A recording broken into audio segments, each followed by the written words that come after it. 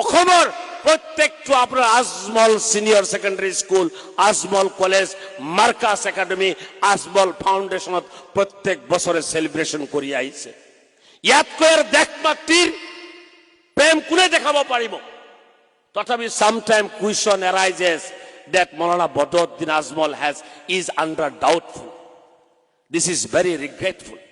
আমি civilized country বসবাস কৰো, কিন্তু আমাৰ source, our thoughts is still now under Shraddha Rais Maulana Badruddin Azmal সাহাবক আপোনালোকে যেতিয়া চাব এইজন মানুহ যিখিনি ব্যক্তিত্ব তেখেতৰ মাজত আছে, মই ভাবো আমাৰ মাজত নাই, এই গোটেই মানুহৰ মাজত নাই। আমি সামান্য এটা কোৱালিটি আমি একুয়াৰ কৰিলে আমি নিজকে বহুত ডাঙৰ মানুহ বুলি ভাবো।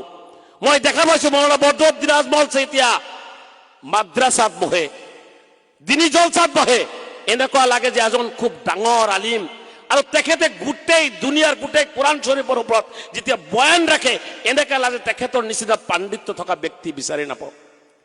আকৌ যেতিয়া পাৰ্লিয়ামেণ্টত যায়, পাৰ্লিয়ামেণ্টত গ'লে যেতিয়া বক্তব্য ৰাখে, তেতিয়া এনেকুৱা লাগে যে আপোনাৰ পাৰ্লিয়ামেণ্টত যিমান এমপি আছে তাৰ ভিতৰতে মাওলানা বদৰুদ্দিন আজমল সাহাবৰ যি নিউট্ৰেলিটি, যি বক্তব্য, তেনেকুৱা লাগে যে এজন বিগ পলিটিচিয়ান, এখানে গ্ৰেট পলিটিচিয়ান। এগ্ৰিকালচাৰ ৰেভলিউচন মাওলানা বদৰুদ্দিন আজমল সাহেবে আনি আছে। আমি কৃষকৰ সন্তান, কিন্তু আমি কৃষিৰ ওপৰত যিখিনি জ্ঞান আমাৰ নাই, কিন্তু মাওলানা বদৰুদ্দিন আজমল সাহাবৰ এগ্ৰিকালচাৰ ডিপাৰ্টমেণ্টৰ ওপৰত ইমান জ্ঞান আছে যে এগ্ৰিকালচাৰ ডাঙৰ